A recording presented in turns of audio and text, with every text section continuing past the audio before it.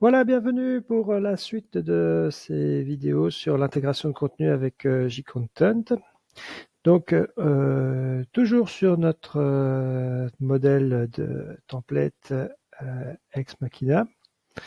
On avait donc intégré pas mal de choses. Et maintenant, il est temps de rajouter la structuration avec left sidebar, right sidebar et no sidebar. Alors, si on regarde ces trois pages, on s'aperçoit qu'elles ont une zone au centre en commun qui se répète, hein, puisque si je la regarde, on va la regarder avec un inspecteur. Voilà. On reconnaît sur toutes les zones une structure avec un divided page, alors ça c'est même sur la home page, une zone main, une classe row, et à l'intérieur, c'est là que c'est à partir de ce niveau-là que ça diffère. Si je vais donc sur, par exemple, sur left sidebar, voilà, je vais, alors, on va agrandir un petit peu, voilà. Je retrouve donc ma main et ma row, et toujours sur le right sidebar. Voilà, pareil. Une zone qui de d'ID main classe container et une classe row. Et ensuite, ça diffère.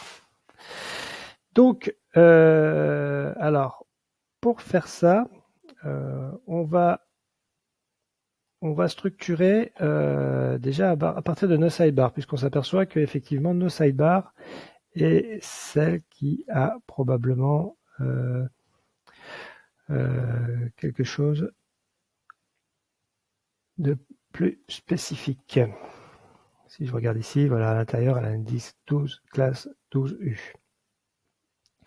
Donc, on va structurer tout ça comme ceci. Donc, je vais prendre nos sidebars, je vais garder le template, et je vais donc lui ajouter, lui activer la main area et lui positionner dessus nos deux contenus. Alors, on va lui mettre une zone custom skin div.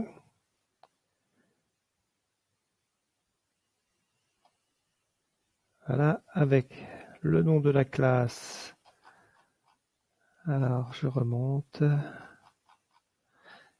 C'est là que ça se passe. Donc, l'ID, c'est main, la classe, c'est container. Voilà. Main, classe, container. À l'intérieur, je vais mettre une liste de contenus.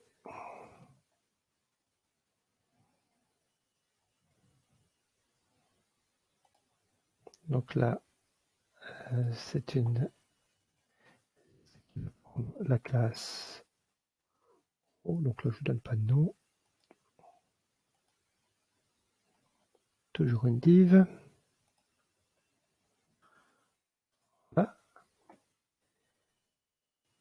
Et ici, je vais y mettre une zone contribuable. Normal. Main row, par exemple. Voilà, et c'est là qu'on va venir y passer nos différentes sections. Alors, il y aurait plusieurs façons de faire. On pourrait reproduire le base et mettre nos sidebars dessous. Là, je décidais de prendre nos sidebars comme base commune et d'y ajouter deux templates. Donc, on va y mettre left sidebar, par exemple, et l'autre,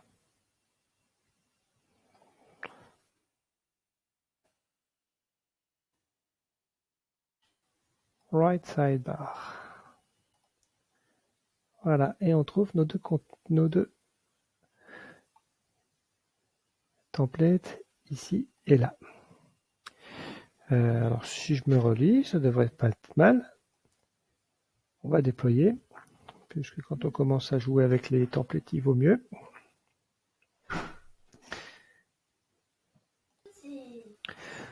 Voilà, il a fini le déploiement. Donc on va aller voir ce que ça a donné ici. Donc ici, on devrait être en mesure. Alors ici, on est toujours sur nos sidebars. OK, et on est en mesure d'ajouter des contenus. Donc, on va ajouter une page right sidebar. Allez, left. On va commencer par la left. Et une autre.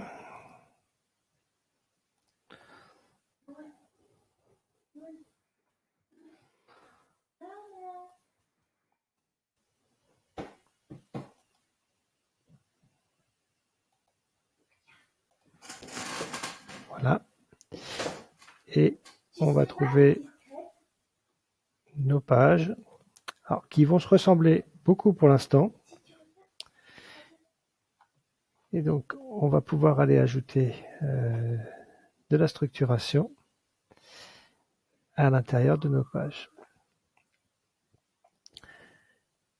Voilà, donc là, l'idée,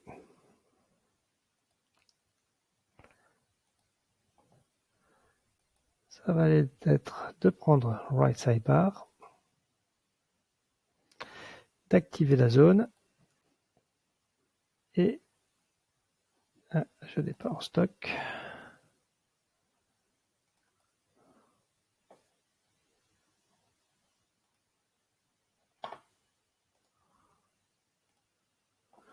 Voilà. Alors, et d'aller récupérer donc cette structure ici. Voilà, dans ma ligne. Donc, on va mettre une zone standard qui va prendre la classe 9U. Donc là, rien d'exceptionnel. Une area qui va prendre la classe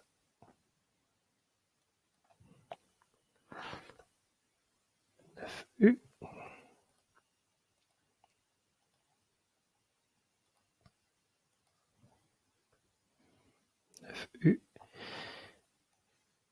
Et l'autre va prendre la classe 3U.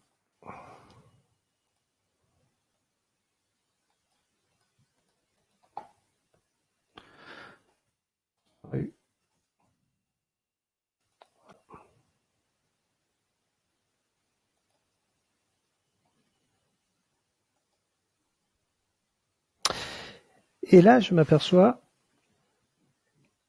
que je ne l'ai pas mis dans le bon ordre. Donc, je vais remonter ça. Hop. Devant. Voilà. Et je redéploie.